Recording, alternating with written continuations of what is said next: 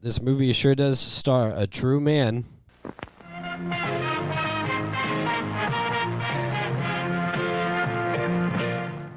Yeah. He is, he's one of the best comedic actors of all time. Oh, yeah. I think so. I think that's a fair thing to When say. it comes to comedy, no man is more true to himself than Jim Carrey. I think the 90s was when people were like, oh, Jim Carrey, he can do stuff. And then for some reason, we all collectively forgot immediately. No, you know what? I really enjoyed the Sonic the Hedgehog movies just to see him. Because that's a Have very fun. serious role for him. No, but I mean, it's just him being goofy and having fun, and I love that. I want to see Jim Carrey happy and having fun. Well, I don't know anything about Sonic the Hedgehog, but I do know about Truman Show.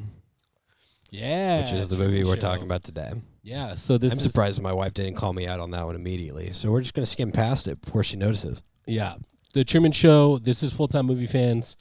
I'm host Jarvis. This is other host Michael.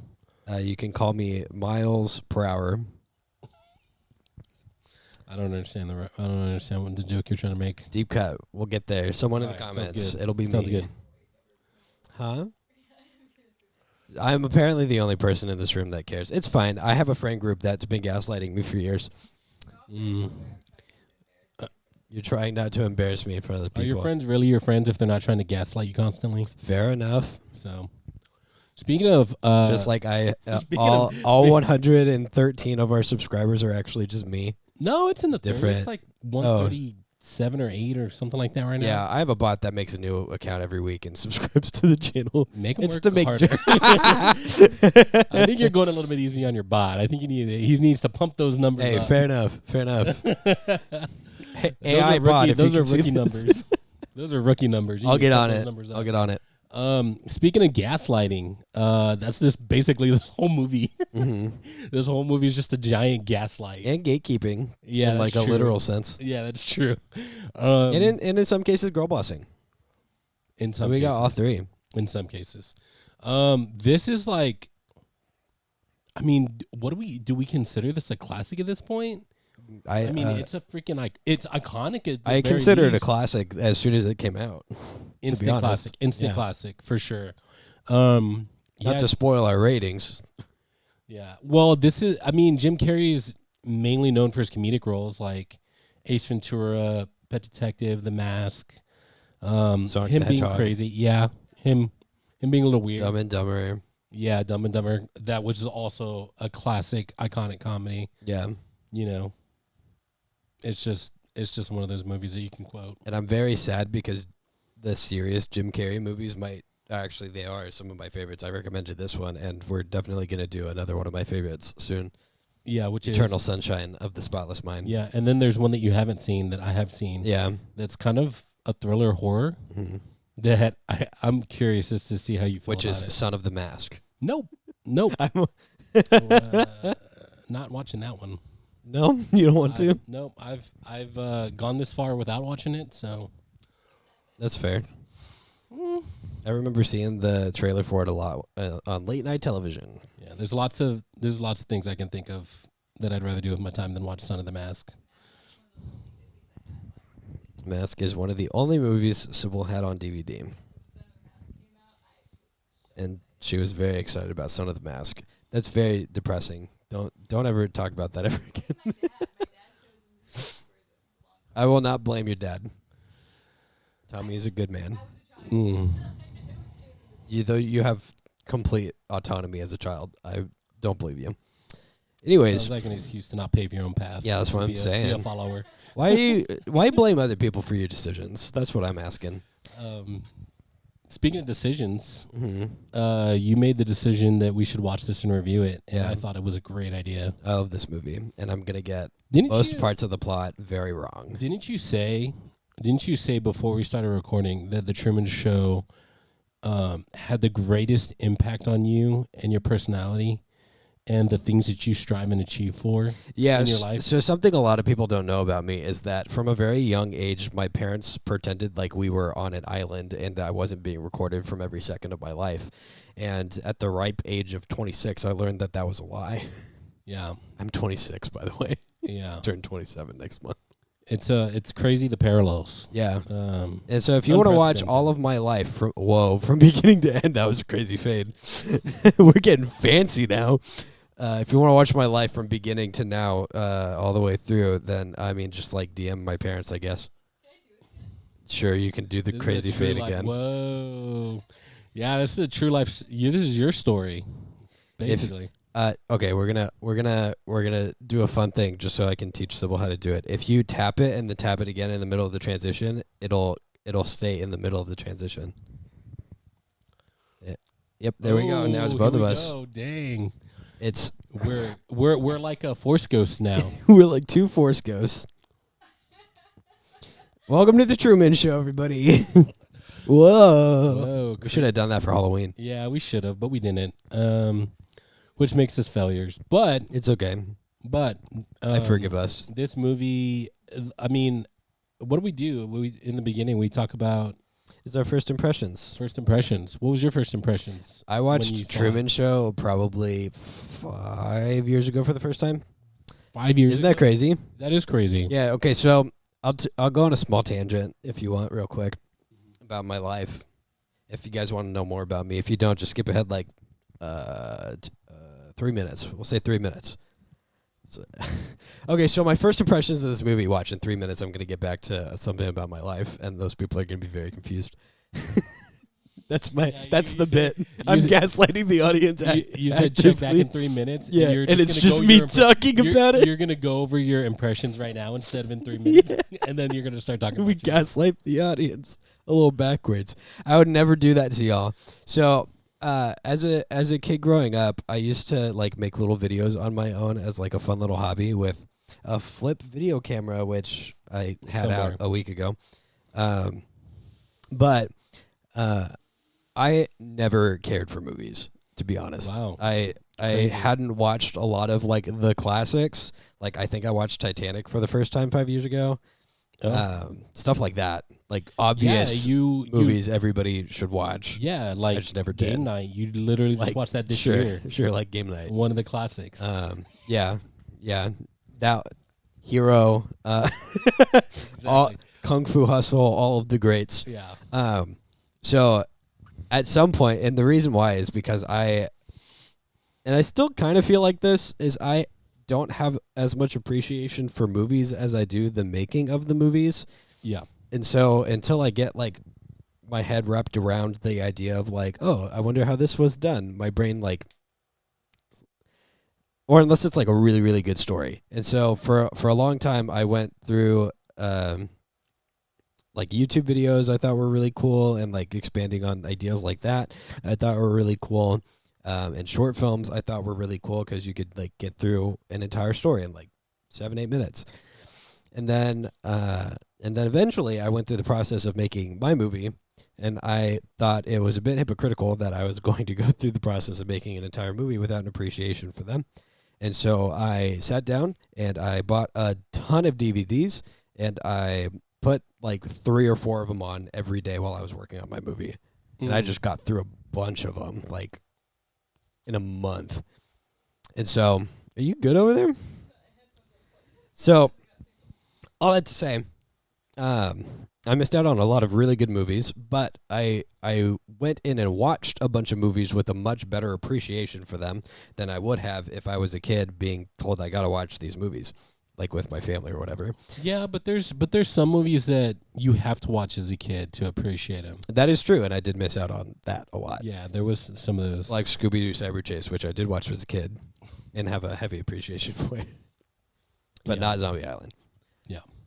She's going to throw stuff again. She's going to throw things at me. So my first impressions of this movie were like 5 years ago. Look, 3 minutes. Hey. This is great. You didn't gaslight. No, I didn't gaslight. I will later, though. You watch out for it. I'll do it. Very surprised. I mean, it was one of those, like, I knew everybody talked about, like, oh, if you love movies, you need to watch Truman Show.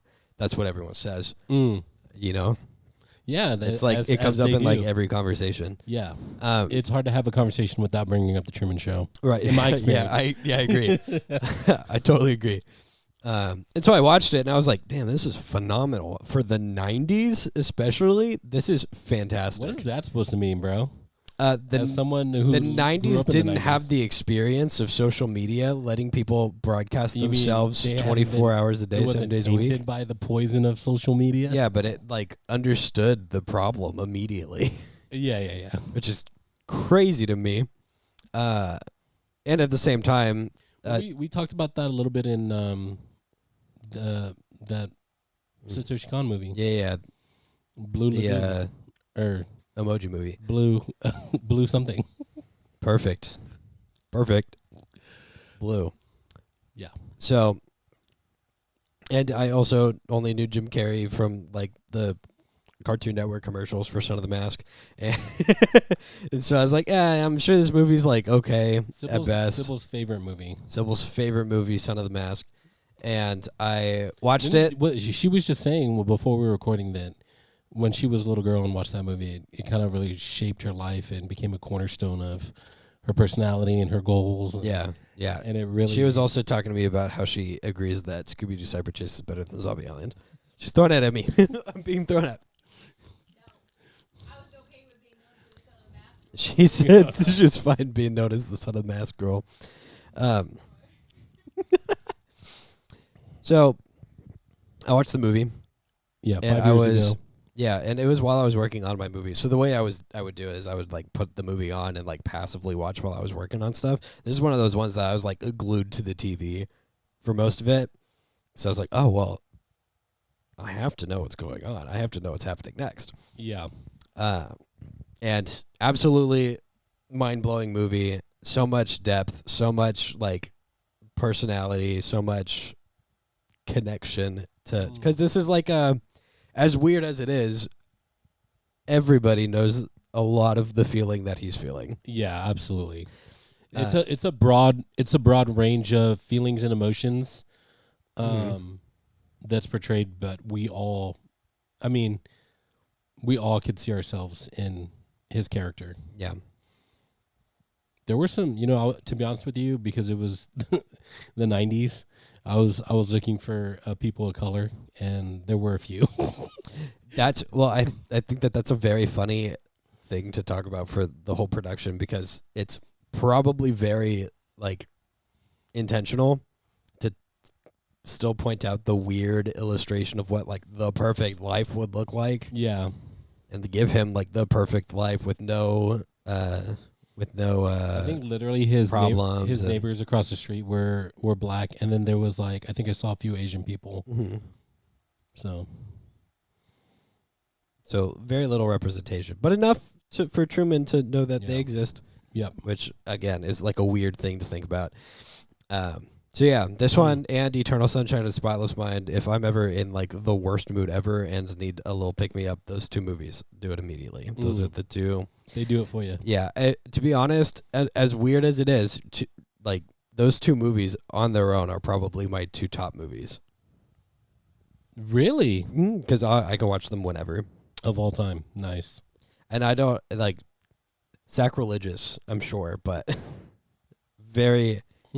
Very good movies. Very good. Everybody. No, it's not Citizen Kane. Everybody has their own. I'll never live this down.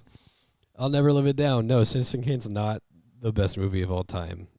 Game changer for sure, but not the best movie of all time. Don't make that face. I just can't wait to tell Michael Godfrey from We Don't Have an Ending. Yeah, that dude's a weirdo. We're gonna have him on the podcast one day. Eventually, Jesus. Yeah. How many episodes in are we? Are we almost to 100? I think that was the goal, right? Well, the goal is to get the goal to get to 100 episodes. The 100th episode was supposed to be my movie. Yeah. Just for the fun of it. Sure.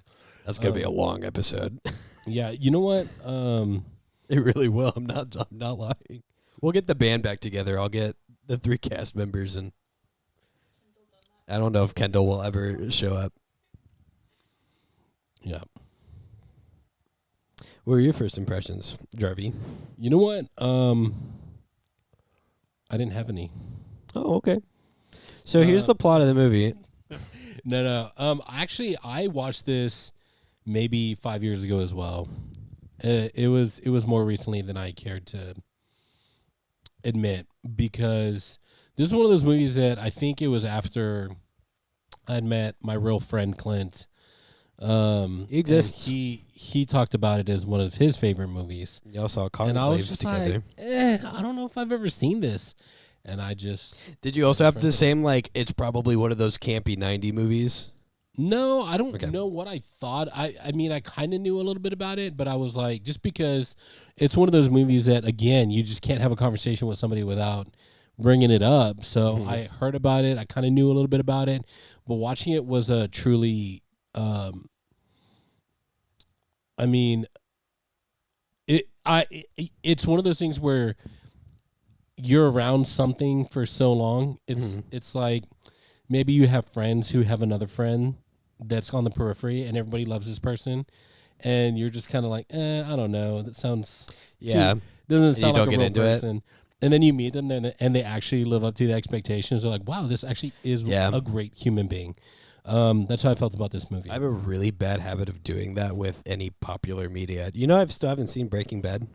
Yeah, that's kind of crazy. Yeah, you still haven't seen The Office or Parks and Rec or dude, Breaking Bad is actually one of the best TV shows. I know, and people tell me that all the time. And guess what? I still haven't watched Better Call Saul. The spinoff is actually really great too. I've seen clips. I just finished watching that of Better Call Saul. I finished that recently. But The Truman Show. I understood the hype. Mad Men. Yeah, I haven't seen Mad Men either. I haven't seen Mad Men either. Or Game of Thrones.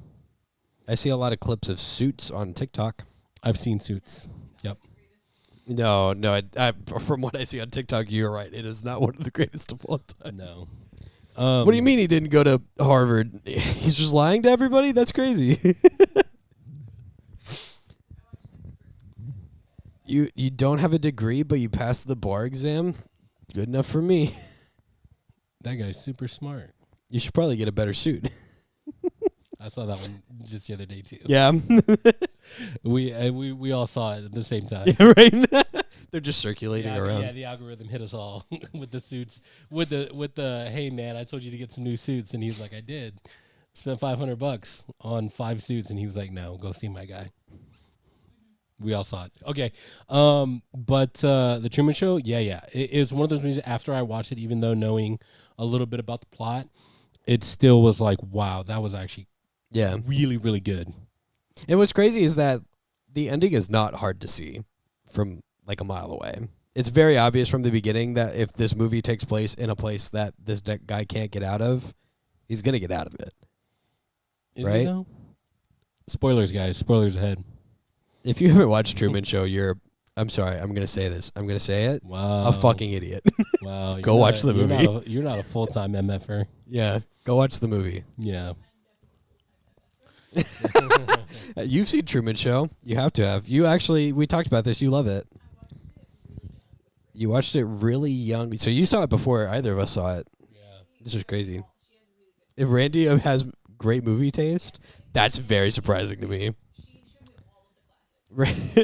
Randy is her childhood friend that is a little chaotic and a homie, as we've learned even more recently. You've known. But it's hard to tell up front that Randy is a homie, but like when it comes down to it, Randy's a homie. So, and good movie taste apparently. So shout out Randy. Yeah. A homie with good movie taste. So would you recommend it? Is that where we're at? Oh, I don't know. Do we do is that what we do? I don't remember. Whose show is this? Yeah. Oh, I thought the arbitrary Spoiler alert. If you don't want to know my rating, skip ahead like a minute, okay? And then you'll see it later. So, anyways, do you really like it, right? I do. I do really like it. I do really like it. I paid money to rewatch it. This is my new bit. Did you watch it today or yesterday? Yesterday. Great. So you can help me fill in the gaps because I did not get the time. I was on set yesterday. Yeah. You're big hotshot star. Not to brag. I was on set yesterday. And I will be on set next week, I think. Yeah, here. I've been talking about it the last couple of days. With Steven? Yeah. Probably next week, yeah. Maybe the week after. No, probably the week after. Next week is Thanksgiving. Yeah. We'll wait till the week after. This week is... No, next week's Thanksgiving. Yeah. Okay, full-time Next movie week is fans, Thanksgiving. you're watching this during Thanksgiving week, Yeah. which is actually, unironically, a great Thanksgiving week movie. Is it? Yeah. I guess. But I think both of my... Okay, so I get really bad seasonal depression, and No way. and I get it in fall and spring. Really? Late fall, early winter, and spring. I feel like And so I usually end up watching both Eternal Sunshine of the Spotless Mind and Truman Show. Is it seasonal around the depression time. if you're never not depressed? Because I think that's what I have. What do you It's just just chronic? depression. Yeah. You got the chronic. the chronic version? Anyways, should we get into the I second mean, we part have of to it? at some point, right? Yeah. I'm gonna hit most of it. There's so You much do your thing, and I'm good gonna stuff. make my interjections like you should. Yeah, this one. Sometimes you get to me on them because I lose my train of thought. This time, very welcome. Okay. Okay. Sounds good. So this is where Assume the position. yeah, this is where you interject the first like two words in. So Truman Show is a movie about this guy named Truman, who has only ever been in a show. Roll credits. Yeah. We don't know that yet. No, we don't. So Truman starts his day, as he does every day. It definitely seems hyper stylized to be like, oh, what's that other movie? Yeah. Pleasantonville or whatever. Oh, I know what you're talking about. Yeah. Yeah. What is it? What's it called? I don't know, but I know what you're talking about. It's just supposed to be some perfect You put in the picture. comments, you full-time MFers. You Yeah. know what we're going on Learn us about. a few things about movies. Yeah. Learn to us about it. Yeah. But I know what you're talking about, where it's like everything's perfect right off and, the bat, and you like get that kind of vibe. off-putting. Yeah. Yeah. Like nice But not pull. Truman. Like, Truman actually feels very sincere. Yeah, like nice pull. He's way too Like nice. nice and it pull, makes you feel yeah. uncomfortable. Yes, that is yes. But everything around him is like too perfect. He's got a very fun catchphrase. Is good morning, and if I don't see you, good afternoon, good evening, and good night. And it's like very, and they do it later on. It's very marketable. Yeah. They make merchandise on it. Yeah, I thought that. To be honest with you, I thought that was going to be your opener. Oh yeah. Yeah, to the thing. Your cold opener. If I was a little more clever today, probably. But instead, we got this show has a true man in it. Yeah. I was going for a Jarvis pun. Drop the ball. Sorry. So we start out his day, and we get to follow him on like a very average, normal day. He works at I'm forgetting where he works at, He sells insurance. and he's very good at it. Yeah, he's an insurance. Obviously, he's very good at it. And so we go through a whole normal day. Everything's totally fine, and then the sky is falling. Well, the first thing we see is we get introduced to his phobia. Because he's about to take the ferry. He's about to take the ferry. She's got a phobia of open water. And We learn later for good reason. yeah, and coincidentally, he thought he was going to miss a ferry. But Yeah. he didn't. But he didn't. Even though he was late, it just so happened to stay there for him. Somehow. Yep. Some way. Not weird at all. Not weird at all. Am I right that the light falling is like the first thing to happen, really? Is it? Pretty sure. Maybe. Yeah, because it's like he's everybody knows him. Yeah. It's very uncanny. We also learn no, we don't learn that it's a show until after the light falls. So light falls, Yeah.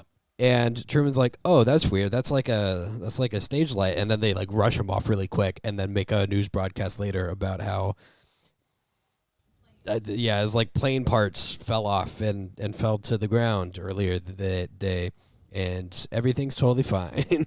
Nothing's weird at all. And Truman goes, "Oh yeah, that makes sense." And then goes on with his life. And man, I pulled it up and I started reading part of the summary. The ferry, and then we get introduced to his fear of And Yeah, then yeah, the flashback yeah. as to why he's afraid of water. Not yet. I Not don't yet. think Okay. we get a little bit of the like TV show stuff now, where we like talk to the director and we get the background where he's like, yeah, the Truman Show was made by me. We got a baby that had no parents and put him in this studio soundstage that we made, and his life has been broadcasted ever since. And everything that happens in his life has been carefully conducted. And the director is a crazy madman who likes to play God, very literally. Mm. And that is a theme of this movie that is very open. One of the cool things I'm gonna do it. I'm starting it now. One of the cool things You starting it? that I love about movies is a lot of really good movies have like vague themes. And I think that they're very good, but I've been finding out more and more that the best movies like are this is the theme. This is the theme of the movie. Yep. This is what this character represents. Yeah. And that's exactly what this is that the director Christoph is playing God. That's the whole point.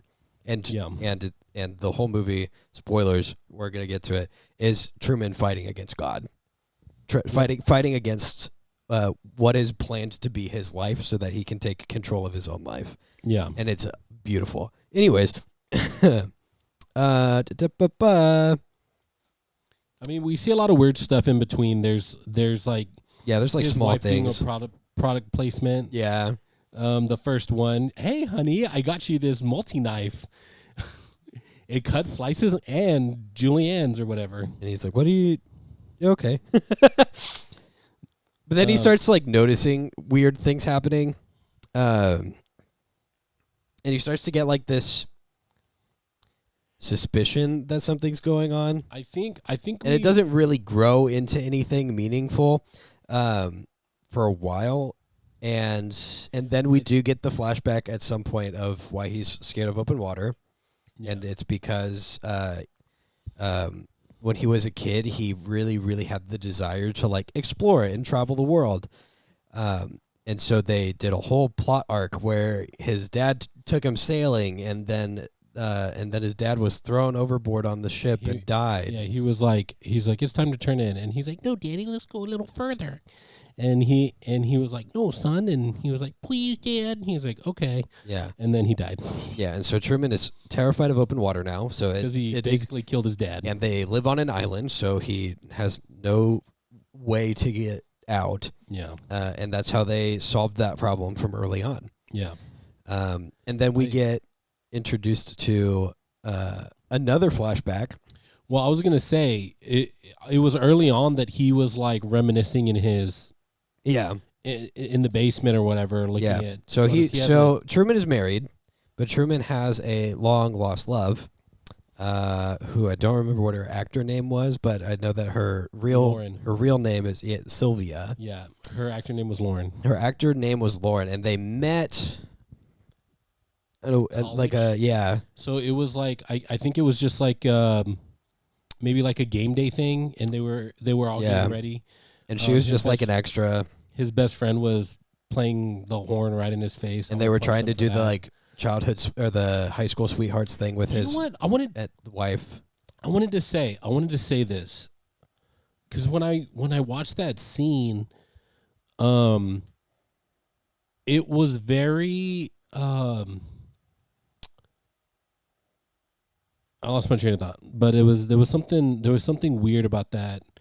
I mean, there's something weird about the whole thing. Yeah. You know what I mean? Yeah.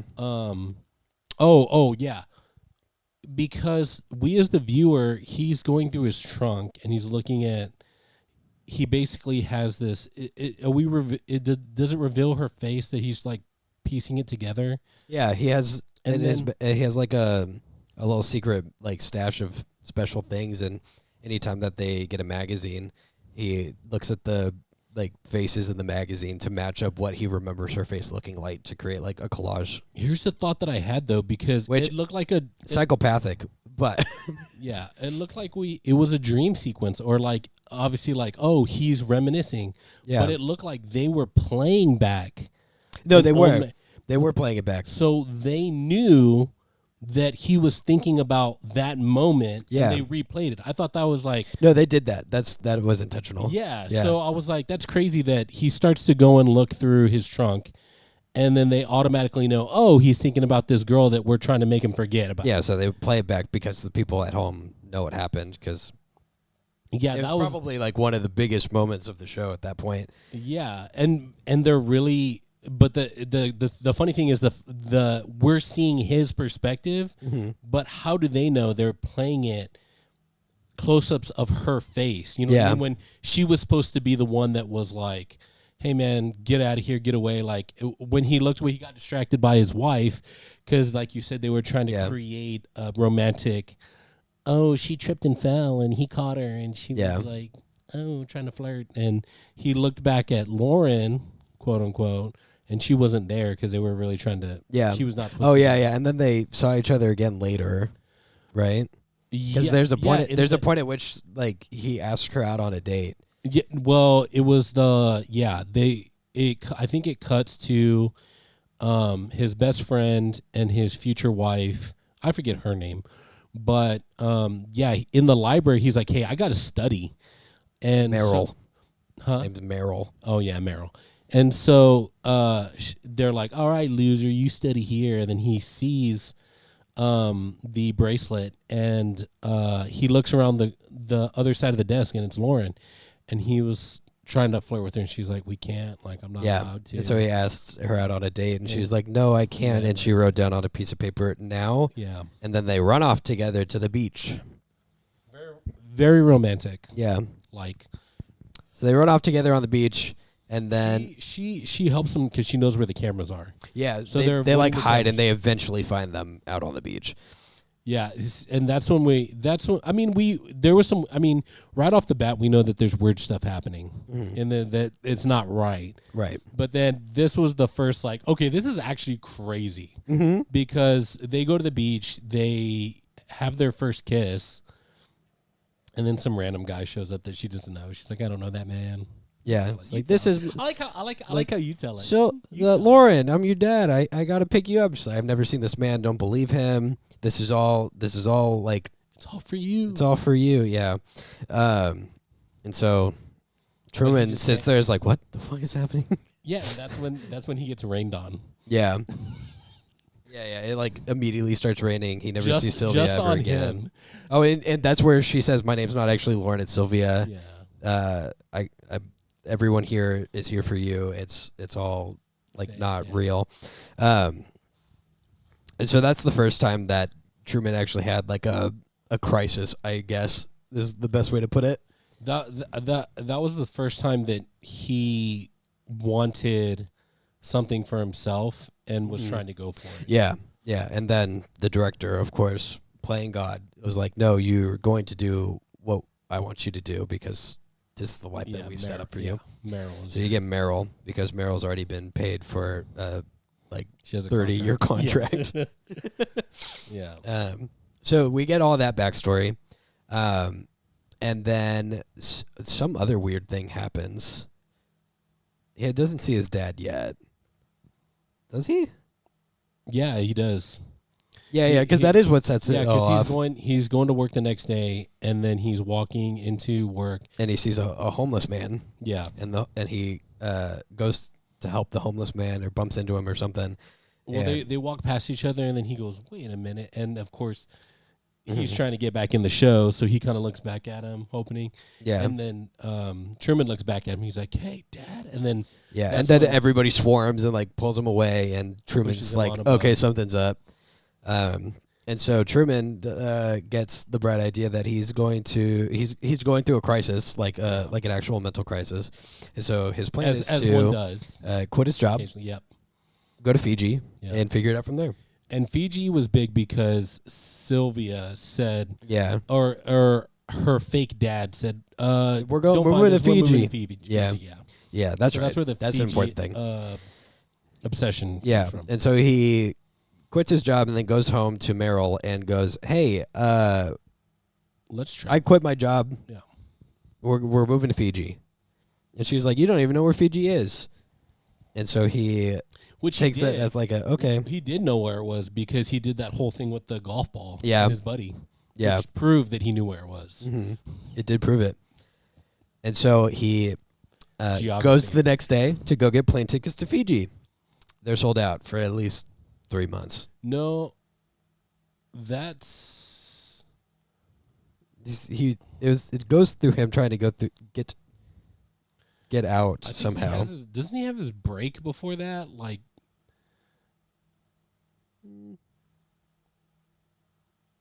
because a lot more weird stuff happens. Like, he tries to go on an elevator. He sees the set. His wife is doing product placements, and he's like, "Who are you talking to?"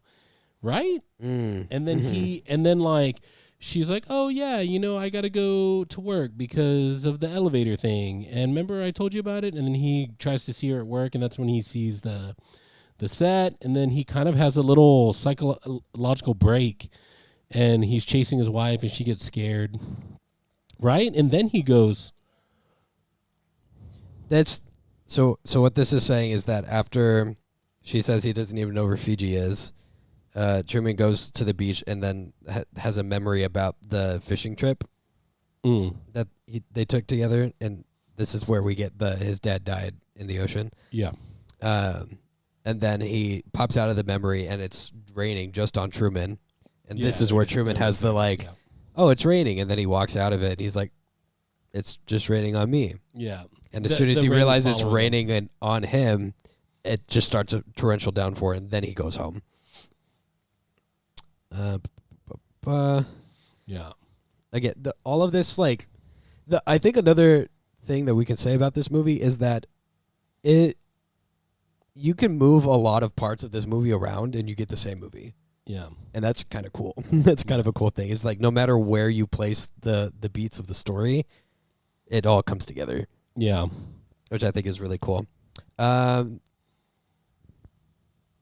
So he goes back home and tells Meryl again about the plans to go to Fiji, and she tries to be like, "No, it's okay. Like, we have so much. Like, we have to pay for the house and take care of everything. And if you want an adventure so bad, why don't we have a baby? That'd be a good adventure." Oh, okay. Yeah, we skipped around a little bit because this is. Then he wakes up the next morning. He realizes it's his dad, and it still works. And it still works. Point proven. And then later that day, Truman talks to his mom on the phone, and she refuses to believe any of the, like, he saw his dad out in public. Yeah, this is like huge gaslighting. I see him in other people's faces too, once a day. Okay. And then all of that stuff happens with Sylvia. So the Fiji thing happens beforehand. Okay. And then he does more stuff with the magazine. Yeah. Okay. And then the next day he's driving to work, and as he's driving to work, he's listening to the radio station, and it gets some interference into the walkie-talkies telling where his location was. Yeah. And then he looks and sees that people are watching him, and he gets very paranoid. And so he decides to walk to work instead. So he parks and ducks into a building and makes his way toward a random elevator. The door opens, and which is surprising to see, and it's not empty, but an entrance to what seems to be a studio filled with people wearing headphones, eating sandwiches, like a craft table, like a backstage area. Yeah. And then security immediately pushes him out of the building, and so he goes to they're doing construction, the place where his friend works, and tries to convince him that something's off and that they need to get out of there. Oh yeah, one of the funniest lines that I just thought of is because he's a vending machine filler guy. Yeah, and that's his best friend's job. Mm-hmm. And I remember him talking to Truman about saying, "Man, you've got a great life. You've got a desk job." Yeah. He was like, "Dude, you're living the dream." It's just like, okay, come on. That should have been the biggest sure red thing, flag. brother. Sure thing. Yeah, right. Everything costs 17 cents. Yeah. He's living the dream. It was, but the thing that made it most believable is him talking about how they still had so much debt and they didn't have enough money to travel. I was like, hey, that's realistic. That's my life. Yeah, okay, so then he returns home, and the gaslighting continues Yeah. because they all Is know this where that the freaking Truman's happens? trying to almost. Okay. This when he gets home, it's his wife and his mom going through like Oh, right. family photos and things, and there's a Remember- TV program that's playing an old movie called Show Me the Way to Go Home to try to like gaslight him into not wanting to leave. I just remember it being profound when Meryl was just like, "Oh, look, our wedding day, the happiest day of our lives," and he was like, Yeah, Yeah, and okay. he looks at He the does not picture and look she's happy. crossing her fingers as they're getting married. "Oh yeah." Yeah. And then so Truman goes to the travel agency to go book a flight to Fiji, but then there's no flights available For a month. for a apparently. month. And then he tries to take a bus to Chicago, but the bus breaks down before he can leave. And then when Meryl comes home from work, she sees Truman sitting in the driveway. This is where I think the freak out happens. Yeah. And she's like, Truman, why aren't you coming inside? And he goes, hey, get in the car real quick. Let me show you something. Mm. Said, notice how all of the cars only move when I'm driving. Notice how things only happen when I'm around them. Yeah. And she goes, no, that's ridiculous. That's obviously ridiculous. And he said, okay, well, why don't we get out of here? And he just starts driving straight out of town, and then suddenly traffic from Yeah. nowhere just appears. Yeah. And so he backs up into reverse. And then suddenly they're driving down another empty road. Traffic immediately appears. Yeah. He finds a roundabout and starts going around the roundabout as many times as he can. And then he stops and goes down one road that's completely empty. Boom, traffic Yeah. immediately Yeah. again. And then he books it down the road to where the bridge, like to cross out of town, goes. And as soon as they get to the bridge, he freezes and can't do it because he'd be traveling over open water. Yeah. And so he goes home instead, which is a very, like, for us watching, a very sad moment to be like, damn, he almost had He it was too. so close. He Yeah. almost had Yeah. it. Freedom was within his grasp. Yes, I can move my watch.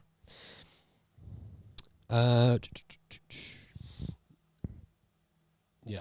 Oh, they didn't exactly go home yet. Instead, he closes his eyes, slams his foot on the gas, and forces Meryl to drive. And as soon as they get past the bridge, they pass a sign that says "Warning of Forest Fires," and then flames just shoot across the road. And Truman just keeps driving, and then they finally have to stop by a power plant that had a meltdown. So men in hazmat suits were like blocking everything. But then one of them accidentally calls Truman by name, even though they have obviously never met before, and that throws him off again. So he gets out of the car and tries to make a break for it, and then they chase after him and capture him and return him back home. So that's the breakdown that you were talking about, right? No, I was talking about the other one. I was thinking about the other one later. The one before, like, the ending? I guess so. Yeah, okay. Where Meryl quits. Yeah. Oh, yeah. Oh, no. This is like the next thing that happens. Is that they go home, and she's like, well, wasn't that just a crazy day? And he goes, and then she, like, picks up, and she does the little promotion again, and, and he goes, who are you talking to? Yeah. She does the paid promotion. Yeah, and then Meryl starts freaking out because Truman's getting a little manic. He's getting a little aggressive. And then, and he's just trying to, like, convince her that things are going wrong. Yeah, he's trying to make sense of it all. And then she takes the peeler that she was just promoting and, like, points it towards him and tells him to stay away. But then instead he grabs it from her and puts her in a chokehold, and she calls out for someone to stop him, which is brilliant for the situation, terrifying otherwise. Yeah. And then Truman releases her and, like, asks her what's going on. Because it's obvious that she's not talking to him. Yeah, and then his best friend shows up at the door with a case of beer, trying to play it off as casually hanging out. Which is his signature move. Yeah, and then she runs into his arms crying that it's not professional. Yeah, this is unprofessional. So Marlon takes Truman out to the edge of the road sharing some beers and tries to tell Truman that if everyone was on it, that'd be like a crazy Ooh. massive scheme or conspiracy, and Yeah, and Marlon would have to be on it too. Yeah, and wouldn't that be crazy? Yeah, and that's a terrible feeling. I think I want to talk about that for a minute because I think we've all had friendships and lost friendships for various reasons, and that's one that hits deep because there are very few things that hurt like friend hurt. You know what I mean? Mm-hmm. And like losing a friend or finding out that a friend was fake to you or lying to you.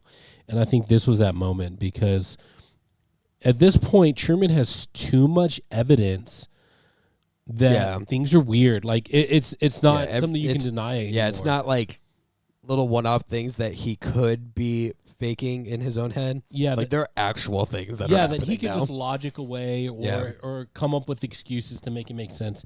It's not making sense because it doesn't, because there's something really off. And I think with that whole day, that day in particular, that was the straw that broke the camel's back. And he's like, there's no way that, and like, this is, the veil has been lifted from his eyes and nothing can convince him. And while his friend was reminiscing and doing his thing, like the good paid friend that he's supposed to be, for a while he was feeling that comfort again until he kind of brought up like, hey man, like if everybody is lying to you and this whole thing is just for you, he was like, I'd have to be on it too. Then I would have to be lying to you. Yeah, you're my best friend, and we grew up in all these things together. Remember when you gave me pneumonia because of the thing, and he's trying to say like, hey man, like if that were the case, then I would be lying to you too, and that's not me. And then that's when he was that whole monologue happens, and we realize that it's all bullshit. The director's been feeding him every single word through an earpiece. It's bullshit. I did not do it. He did not. Did not hit her. He didn't. He did grab her aggressively, which was pretty scary for her. And then Marlon goes, Truman, the real reason I brought you out tonight is because I have a surprise for you. Oh, yeah. And his dad walks up from the ocean. In the most trash TV way possible. Yeah. And Truman's like, Dad? It kind of falls for it a little bit. Yeah. But I mean, let's be real, it kind of makes sense. Like even if things are being weird, that was his dad to him. Yeah, we get a lot of scenes from behind the scenes with Mr. Little G God. Yeah, Little G God. Where he's doing an interview and he's explaining on True Talk. Or we're showing he's showing how they're gonna fix the issue, and it's like, oh, we're gonna introduce Dad again. Yeah, trying to get on. Yeah, he explains a lot of the reasonings behind things and like why certain things are how would you happening bring him in certain back? ways. And how is he gonna for all those years? And they're like, oh, amnesia, and he's like, oh, the interview guy's like, smart, genius. Yeah, wow, Mr. So they're bringing him back in because he needs a father figure. But I think this is also a part in the movie where I personally was like, man, this is so messed up. Like, yeah, and in perfect timing, Sylvia agrees, so she calls into the show. Yeah, she does, because it says that everything they're doing is stupid and like messed up, and that Truman's not getting an actual life, and Christoph basically counters her argument and says that what he's doing is giving Truman the opportunity to lead a normal life free of violence or pain, and says that should Truman discover the truth, he could leave on his own if he wanted to. Yeah. He said, I think one of the things he said was that if Truman really wanted to leave and he tried hard enough, he could. He would do it. Yeah. He would do it. Yeah, he would do it. And he doesn't because he says he actually likes his life. Yeah. And which is, we all know is BS. But you know what I think, like a lot of times in movies, I'm big on communication, right? I'm big on using your words. And like in that argument, if I were her talking to him, I would say, are you telling me that if you were in Truman's spot, you would feel okay about that? Yeah. Knowing everything that you are doing to this man, you would trade places with him? I don't think he would have said yes. I don't think truly. I think that really would have caught him off guard because when you have to logically think about, okay, if you are okay with that, would you walk in his shoes? Would you want somebody dictating your life the way that you're dictating his? Can you really sit here on live TV and tell everybody in the world, the billions of people that are watching, and say, hey, you would give up your autonomy to have someone dictate your life for you?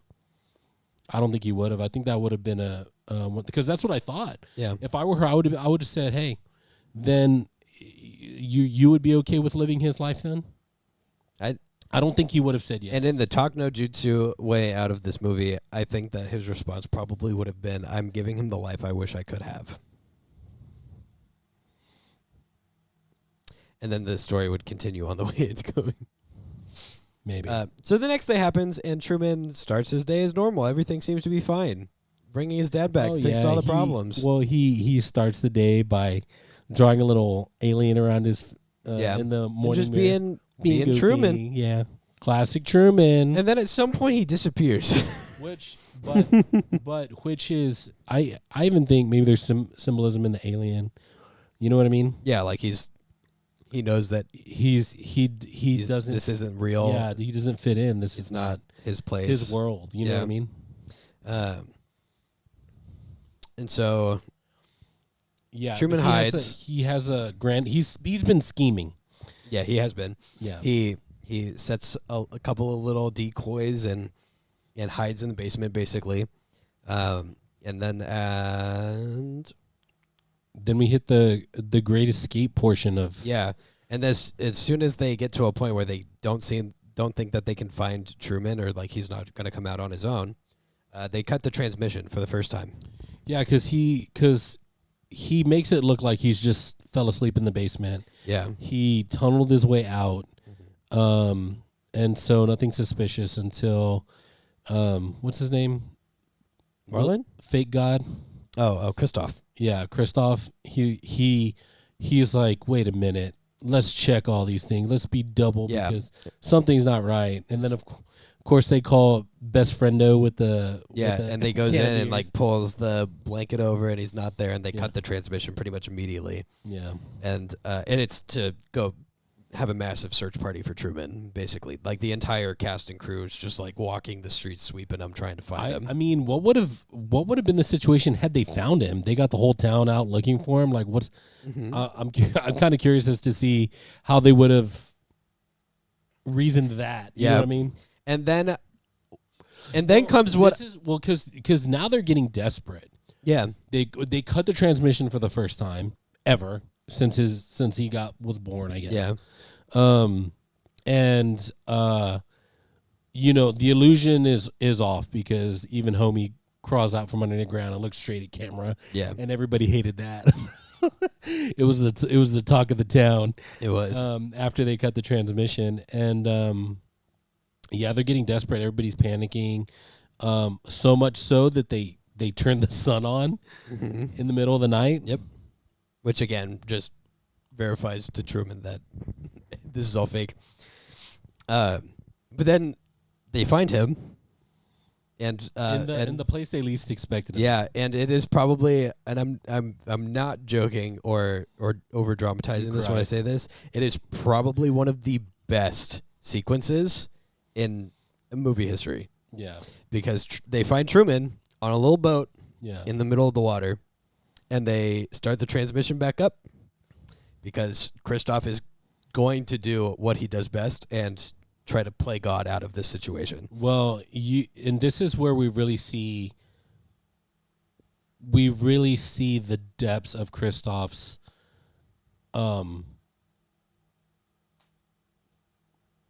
we see the truth. We see the truth. It's not about it's not about what's Truman, best for Truman at all. No, not even a little bit. And it's so much so that it's about being right to him. For him, it's just about having what he wants. Yeah. It's about his power. It's about his vision. He wants to in the most parental way possible force Truman into what he believes is best for him. Yeah, which is pretty messed up. I mean, those things never work out, by the way. It is So good and is dripping with metaphor. Yeah, and you really feel the desperation, and you really feel the, man, I don't even know what to call it, but it's just like, I mean, for me, I would say it was like disgust for him, because he looks at Paul Giamatti's character, and of course, Paul Giamatti's character knows what he's thinking, and he's like, okay, because it comes down to this. I would rather kill Truman than him live a life without me profiting from his life. Like this thing that I built, his baby is the show, not Truman. And he would rather kill Truman than see him live a life that is his own, that he has no control over. I don't know if I That's agree how that I it's took it. entirely for profit. I think that, and he mentions it a few times anytime that they cut to production for like interviews or whatever, that he sees Truman as his son and that he is his father trying to curate the best life for him possible. That's what I'm saying. Maybe, but I'm not sure And that I think completely. I think he's genuine about it. I don't. There's a part of me that doesn't buy that. Like I said, I think the show and the control and the production is his baby, not Oh, Truman. yeah. And that's Because he's what created this whole world. That's what he's trying to protect, not Truman. It's not that he wants to give Truman a good life, in my opinion. Well, obviously he's not That he protecting Truman. Yeah, he doesn't want to. He doesn't want to give He's him a good protecting- life. He doesn't. He's protecting his experiment. And that argument that you said, that he would say, I'm trying to give him the life that I would want. That's what do you call that? That's him trying to convince himself. That's not a truth. That's him. Well, trying where's to, he getting to the model justify. for Truman's life? Where else would he get it from except from where he would believe to be the best life possible? I mean, lots of people have ideas of what they think a good life would be, but I think a lot of times we can look at close friends and family and think, hey, this would be the best decision for you. This would be a good life for you if you walk down this path. Yeah. So it's real easy to make decisions for somebody else, not necessarily because that's the decision you would make or the decision or the path that you would take for yourself. Like, just because you promote something for somebody doesn't mean that you would make that same decision. Were you necessarily in their shoes? You might think that, you might believe that, but I think that sometimes, like I said, it's just real easier. Like, with what I do with insurance, I deal with a lot of people where I have to kind of push back on other people because they're trying to spend the company's money. It's real easy to spend somebody else's money. When it's your money, like when it's somebody else's, if someone gets into a car wreck and it's their money, well, what can we do to make it more affordable? Especially when you're looking at like $10,000+ of damage. You're paying that out of pocket. You're like, hey, maybe we could find some used parts or some parts that are cheaper. But when it's somebody else's money, well, only the best will work for me. It must come brand new from the dealership. You know what I'm saying? That's what I feel about this for him is it's real easy to make decisions for someone else when there's no downside for you. And like I said, I truly felt like in that moment where he was sending the storms to like literally kill Truman. That's what I think, that he was going to kill him. Oh, I absolutely agree. And he wanted that. And I mean, like, that's what I'm saying is he was I completely agree. So tightly onto, like I said, his baby, this production, this show. I mean, say what you want. I believe that money is a huge motivator, prestige, people calling him a genius. I think he just eats that up because he's a human being. He's a man in power. What man in power doesn't want people to praise him and call him a genius and say that he's revolutionary and stuff like that? And that's what I'm saying is, whether he sees Truman as his son or not, I truly feel like, and that's where I said disgust comes from, is because his desire to hold on to the power that he has over Truman is more important than Truman, and that's why that's my take. I'm getting us back to this because we've gotten into an argument over a hypothetical. I'm arguing, and that's what makes it an argument. But we got to finish the story, and the only thing I'm going to say back at you for this, and I'm cutting it off, and that's my authority over this. That's my taking control over it. This is my storm over your boat, Truman.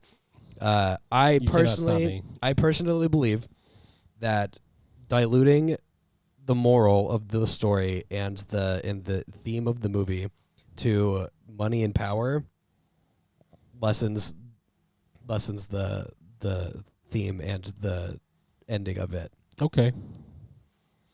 Well, let's talk about that some more. So now, and I'm not saying you're wrong, but what I'm going to say. Let's talk about that some more because I want to hear more about. I agree. So, which I'm not saying you're wrong.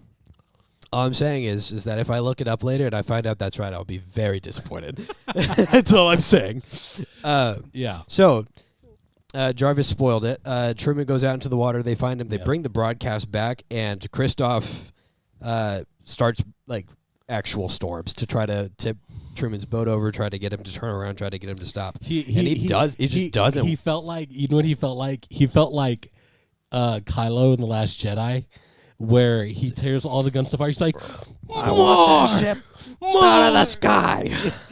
All the guns keep shooting on him. That's where he's like, this is kind of a lot. More waves. Yeah, he really was. That's the vibes I get from him in that moment. Is that a good illustration? Yeah. Or like, was it? What a good callback. All red-faced and shaking. And it gets to the point where, like, the rest of the crew thinks Truman is actively drowning. Like, they're watching somebody die. They're worried, yeah. And so they convince Christoph to stop. The storm completely subsides, and Truman ends up getting back on the boat. And, like, he ends up getting back on the boat and just kind of, like, drifts off until the boat hits something, which is the edge of the sky. Yeah. And it rips a hole in it. And we get the beautiful, beautiful him walking up the stairs and opening the door. And then Christoph speaks to him out of the sky. And it's like his last plea. It's like, hey, you can turn around. We'll work with you on what you want with your life. And we'll do whatever you want as long as you don't walk out the door. Yeah, he tries to convince him that the life outside is worse, and it's the same lies, but yeah, but there's no control, and no one's looking out for him. Yeah, and it's not at all what he thinks it's going to be. And Truman looks at the camera, looks at the sky. There's cameras everywhere, and does his standard. If I don't see you, good afternoon, good evening, and good night. And walks out, and that's the end. That's the whole movie. Perfect ending. Perfect. Actually, perfect ending. Yeah, exactly. I don't think it gets much better than that. On that, we agree. Perfect ending. Yeah. We get the whole, like, and I know that there's, I'm gonna call them normies, non-full-time movie fans out there that I've heard complain that they don't get to know what happens to Truman afterwards, and I just have to keep myself from shouting at them. That's the point. Yeah. That's the whole point.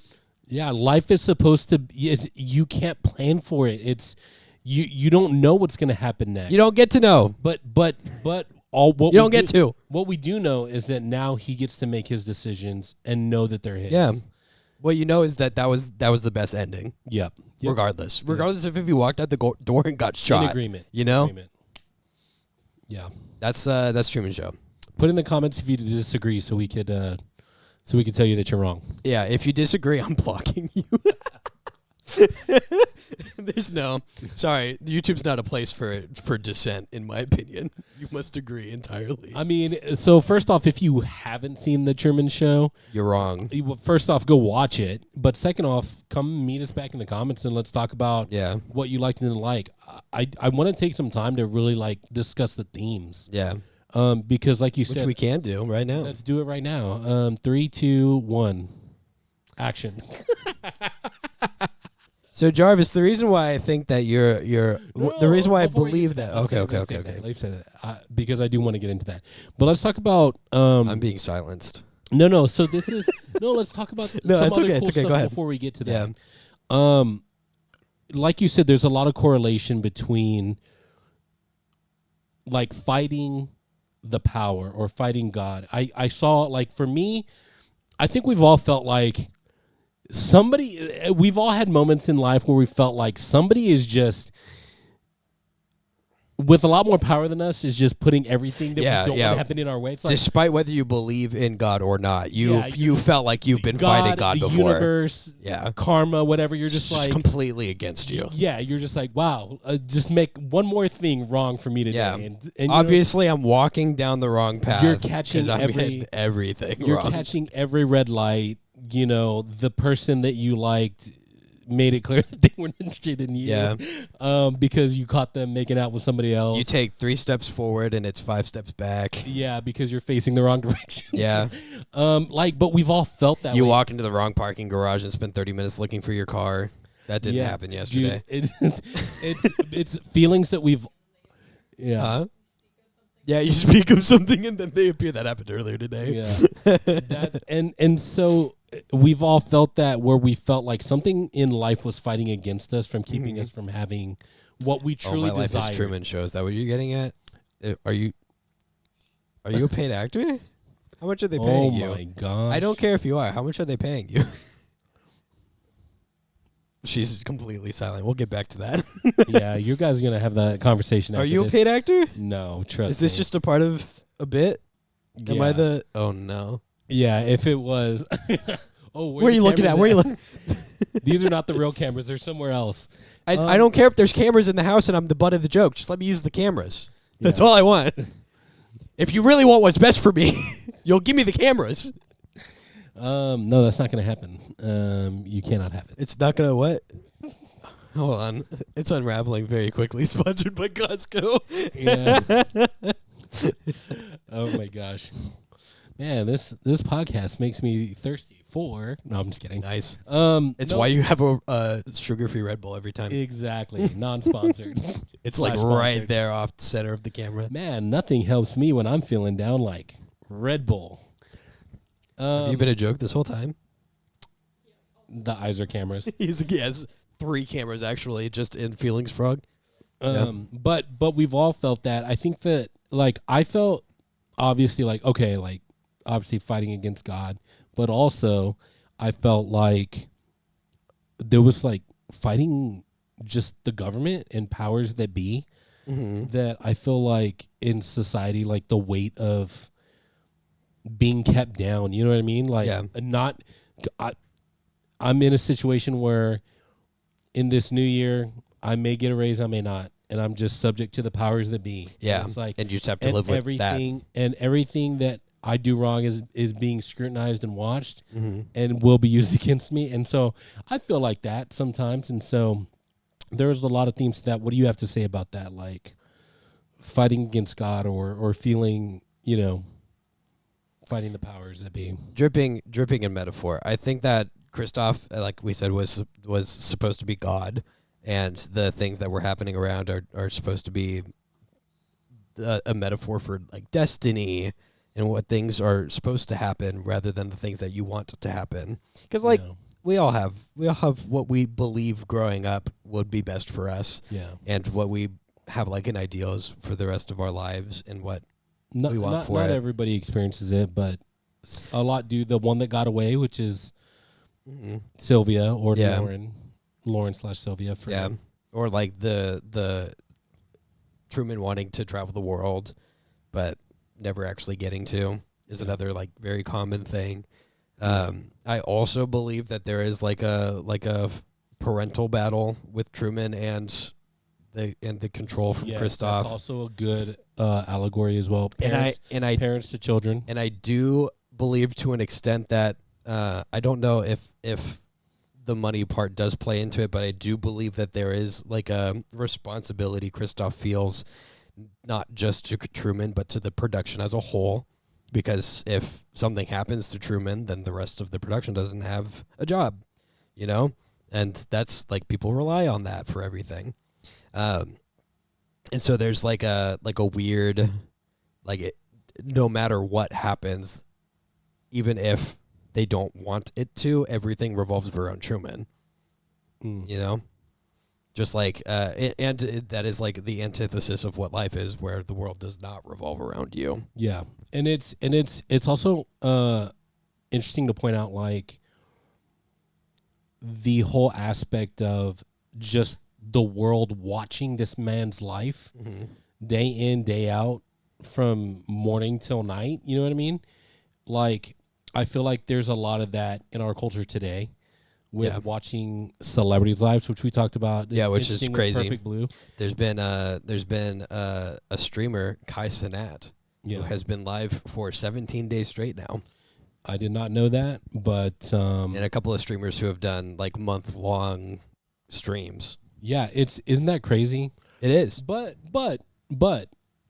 in that respect, that is their choice to do so. Right. But in never the same vein, it is crazy to think of, because as soon as Truman figured out people were watching, that's also part of when he started freaking. He didn't know how many people were watching. Yeah, he just knew that things were happening. Mm-hmm. But like the idea that so many people would be watching set him off, and he's like, "Oh, this is bad," which is the right response, by the way. Yeah. Not that number go up. That means good.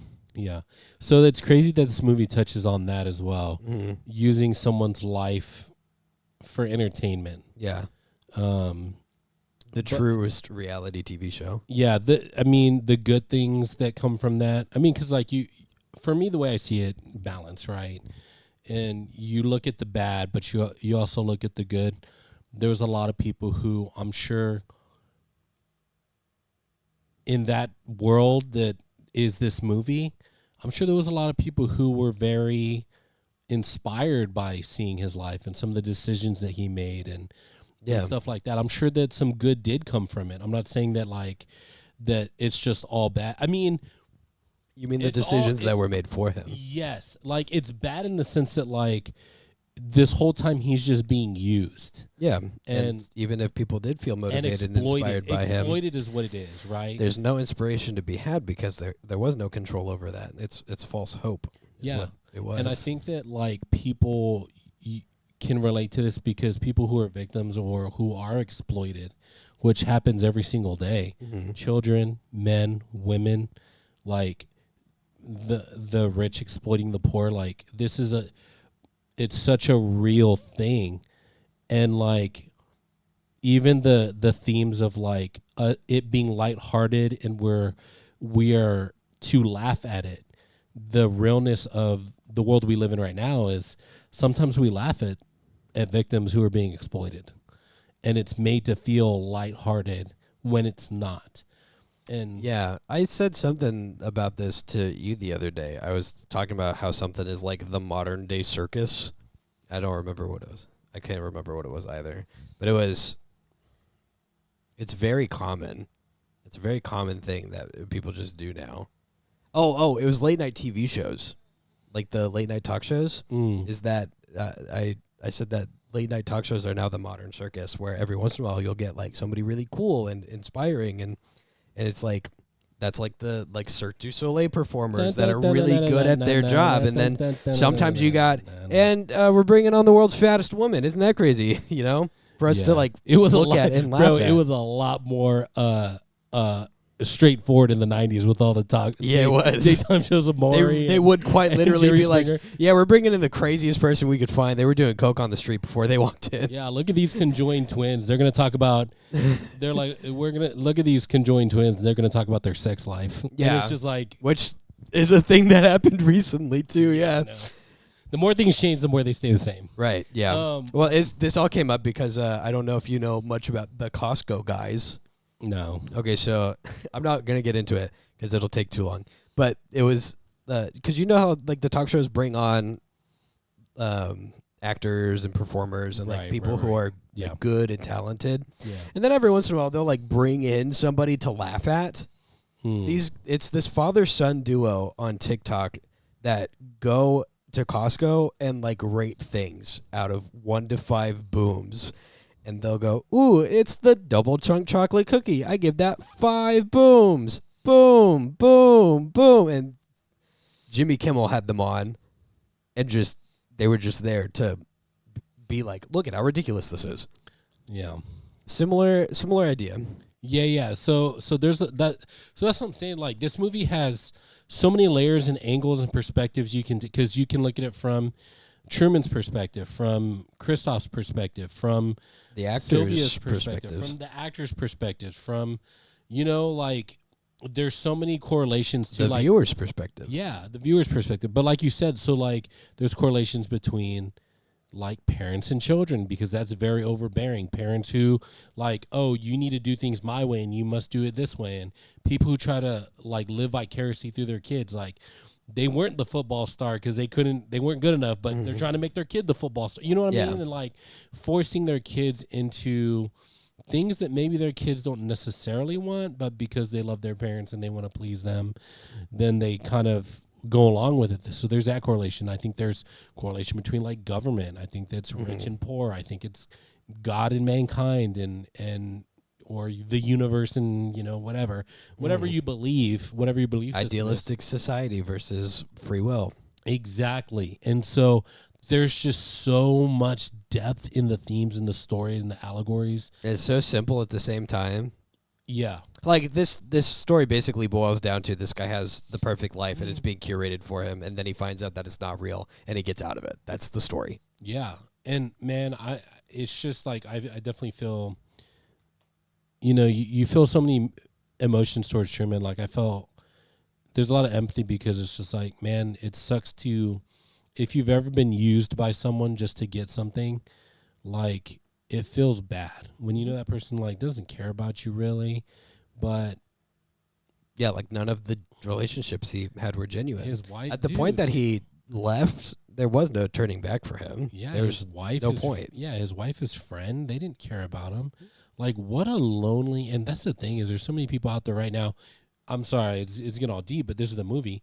Like people who may be watching this video and they're like in their room, in their house alone, feeling lonely, without friends, without, family for whatever reason. You know what I mean? Like I feel that way because like, I don't know, I won't get into it, but like I understand that feeling. And so, put in the comments your favorite chapter of the Communist Manifesto. Yeah. So for me, this movie, yeah. Do you feel like that came out of nowhere? Pay attention to the last 10 minutes. You'd probably figure it out. So I'm just kidding. Yeah, no communist stuff here, but I'm just kidding about you. You though, if you weren't paying attention, that didn't make sense to you. I don't know. Go back. Whip your toes. Go out. forward 3 minutes from now if you don't want to hear about this. But I don't know if we have 3 minutes left in this. Yeah, but hey, let's get to what you were talking about. You disagree with me on? Yeah, I think it cheapens the moral of the story if it's about money and power. My take on the moral of the story is about the consequences of choice and the consequences of free will. And I'm not going to go biblical with you, but the reason why people were given free will was because we needed to understand what was the difference between the good and the bad, so that we could appreciate what was good and right and true. And what Truman gets is no choice. Right. He gets the illusion of choice, which is no choice. And at the point at which, because I think we do have different perspectives. And at the point at which that Truman gets the option to have choice, he is actively told that he has choice, but he's never had the feeling of choosing. He is told the consequences of choosing. He is told the downsides of choosing, the scary unknowns of being responsible for your actions and your decisions. And regardless of choice, regardless of whether he wants to or not, it's for lack of a better explanation, it's the Barbie movie. She is the perfect, ideal version of a woman. Yeah, her world, and she chooses to anyway. Yeah, which is that's scary for women in the world. So what I'm saying is, Barbie is as good as Truman Show. For the most part, I'll stand by that though. I'll stand by that one. So while I don't disagree with you, I disagree with me. No. I do want to clarify. My what I said was strictly regarding Kristoff. And I don't think that's. I'm not saying that that's the moral of the story, but what I'm saying is like, here's what I think. So it's kind of like. Did you ever watch the Sherlock series with Benedict Cumberbatch? No, but apparently it's very good. Okay, so I'm gonna describe a scene in order to make a point. Okay, so let's see if Sybil follows. So there's a point where Sherlock is interacting with, what's her name? The love interest, the girl. It's the same one from all the Sherlock things. Right. Yeah. Put it in the comments. Maid Marian, that's Robin Hood. Yeah, and then in the Robert Downey Jr. version, it was played by the girl from Date Night, who was also in The Notebook. Sherlock. Of course, the camera, so I don't remember. Make fun of me in the comments if you want. Irene Adler. There it is. Irene Adler. So basically what happens is Sherlock creates... Is it Wally? No. Okay. So Sherlock basically creates a situation where Irene Adler thinks that her house is going to burn down or something like that. Do you remember that? And so what he's looking for is he's watching her to see where her attention goes when things are about to fall apart, because that's where her secret treasure is, the thing that she holds dear. And she looks towards a painting, and behind that painting is a safe or something like that. So I say that to say that when Kristoff's world is crashing down, he's looking to what matters the most. And it is not Truman. It is the production. It is the thing that he created, the thing that gives him power and influence, because that's where it goes to. And that's what I'm saying. His priority rises to the surface. And to me, that reveals the fact that in that panic where his whole world that he built is falling apart, just like Irene, she looked to where her prize was. She looked to where her safe was. Kristoff looked to what mattered the most, and to what mattered the most to him was the empire that he had built, the control that he had that made him feel powerful. And I think that, and what I think the correlation also is that look at a lot of men in power, dude. Men in power do horrible things. Look at what's it called? Freaking the whole Me Too thing with what's his face that's rotting in prison if he's not dead already. Harvey Weinstein. And look at R.I.P. Oh, did he die? No. Oh, okay. But he should soon. Yeah. So, but look, even what's his dude that hung himself? Epstein. Dude, look at men in power. They abuse that power. I would say that it was control. I think that what he was looking for was control. That's what yes. So the control, but it's not just the control. The control, I think, is the biggest thing. But it's also the things that the control that he had brought to him, which was praise, adoration from people, money, enough money to do whatever he wanted, because, I mean, he's the richest guy in the world for even creating that. The whole place that he lived, they made a big point to talk about how much it cost and how big. You're right. They did do that. So for him specifically, not as the theme of the movie or the thing that's most important, what you should take away. But in that moment, he looked to the safe, and the safe showed me that it wasn't Truman that he thought that he cared for like a son. So that I don't buy as much, because when I see where he looked, it was to the control, to the things that brought him power and influence. And with power and influence also came money and a lot of other things.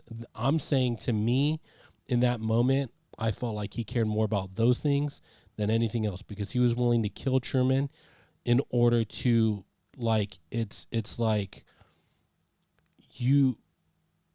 Because it's all about you. Like, you think about a relationship where... Sorry, it is all about me. It is all about me. Where are the rest of the cameras? But like... Are you a paid actor? Are you a paid actor, my wife? Are you a paid actor? But like, it's like someone being in a relationship with somebody, and they're saying, if you break up with me, I'm gonna off myself. Mm-hmm. Okay, you don't really care about that person, because if you did, you wouldn't be doing that. You would want them to have the best life possible. And if it's not with you, that's okay. I've had to do that several times. It feels horrible. I think to your point, Jarvis, that if we look at it at its bare bones, Christoph is our antagonist. Truman is our protagonist. What does our antagonist have in reference to their character? In one word, he has everything. He has everything that Truman doesn't. And what does Truman have? Realistically, that Truman has made for himself and put together and done. He's got nothing. Yeah. And what does Christoph try to give to Truman? What he believes to be everything. And so he goes, "Why do you hate me if I give you everything?" And Truman basically responds with, "Because you've given me nothing." Yeah. Because without Truman, Christoph has nothing. Right. And without Christoph, Truman has nothing. With Christoph, Truman has nothing. Right. And so it's a battle to have what they want. That's what I'm saying. No, that's what I'm saying. Is to his point, that's what's happening.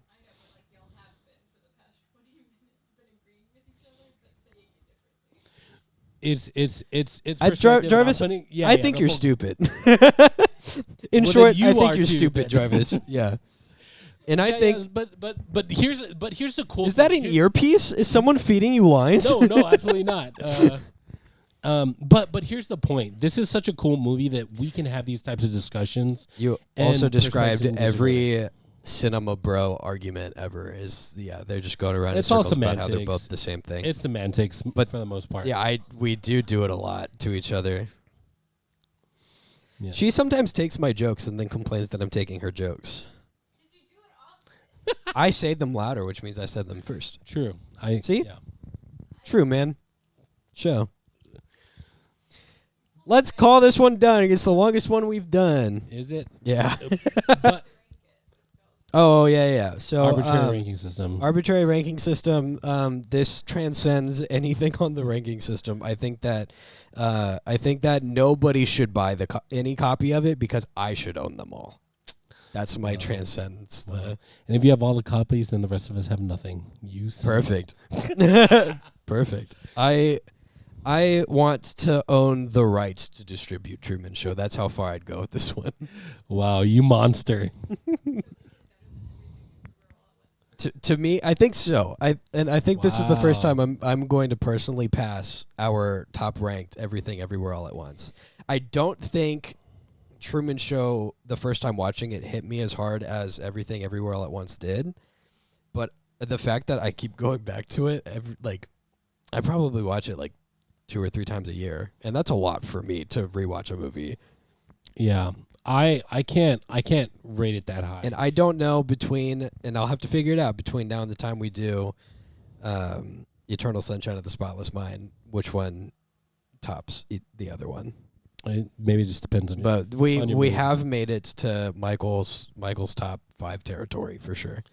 Wow. Well, I would say that I can't put it above Everything Everywhere All at Once for me. Totally fine. I fully acknowledge that mine is personal preference and not actual merit. Sure.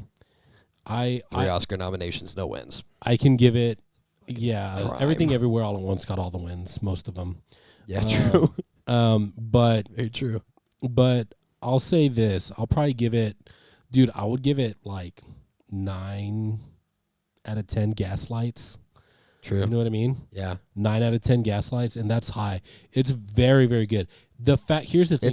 It's like inching up there to Everything Everywhere All at Once. For me, for sure. It's very high up because this is the type of movie because it is our longest, but the fact that we can talk about so many different aspects and have so many. We could probably keep going, but Sybil's dying over there, and I can tell. Yeah, I know, dude. You know what? If we ever make extra content, we might be able to do commentary. Oh, for sure. For this movie, because we could talk. Oh, for sure. Because there's so much depth in it that we could just keep talking about it. That's why it's so good. That's why you need to watch it. You need to own it. If you can find a copy that Michael didn't already purchase, and I'll find you. I'll find you. I'll track you down. I'll take it. And I won't even give you money. I'm just going to take it from you. That you should not have that. Yeah, and That's so mine. I would say definitely own it if you can. But If you can, and wear it out, dude. Watch it as many watch times the as bonus you can. features too. They're fun. Yeah, there's so much to talk about in this movie. So yes, very good. Watch the movie. Hope you enjoyed our review. We definitely need to get to our next one. So Yeah. So hey guys, thanks for hanging out with us. Hey, I seriously want to thank all 138 of you, 139 of you that have subscribed. Please tell your friends and family, like, if they like movies or if they don't. And if there's a movie that you want to see, put it in the comments for us, and we'll try to get to it as quick as we can. But this was Full-Time Movie Fans, the Truman Show episode. I'd like to thank my mom. She might subscribe one day. And I'd like to thank my dad. He watches a lot of long-form YouTube stuff, but hasn't subscribed either. I'd like to thank all of my siblings, most of them of which are of age to own a YouTube account, and have also not subscribed. This is a direct call-out, by the way. Dang, that's super guilt-trippy, bro. Steven, if you're watching this, first of all, very surprising because you're also not subscribed. Whoa, dude. Shout out Greg. He is subscribed and has commented a couple of times. And Greg, if you watch this, and I'll know this is it right here, right? We'll make sure that he's up to date. I won't tell him about this. If you watch this, Greg, you send me a text. I love you. You respond to that, okay? We'll see what happens. And he'll give you $50 if you respond. I will Venmo you $5. Oh yeah. I won't mention that part. That's a little rude to put on blast online. But you know, maybe send the $5 back. But guys, thanks for hanging out with us. Leave a like and subscribe. I'm gonna do it again, guys. If you're watching this, if we could get like 20 likes on, we'll give each of these Sybil a videos, microphone. Yeah, we'll do it. We'll do it. 100 likes, maybe a camera. Ooh. Yeah, it's just up. Yeah. But So yeah. do you want to if do you the outro? if you own a copy of this movie, put that you own it in the comments and maybe your address. And yeah, this has been Full-Time Movie Fans. We hope your day is everything you dream to be and more. And if I don't see you, good afternoon, good evening, and good night. Hey, Full-Time MFers, you like this video? 'Cause we sure did. If you liked it, maybe you should share it with your friends. Maybe like the video and subscribe. If we were you, that's what we would do. I mean, if I was watching this, I'd be all over that. Like, and I'd hit that share, and then I would hit that subscribe in that order. Yeah. There's also another video that's popped up. YouTube thinks you like this one, so you should watch that one now. See you next time.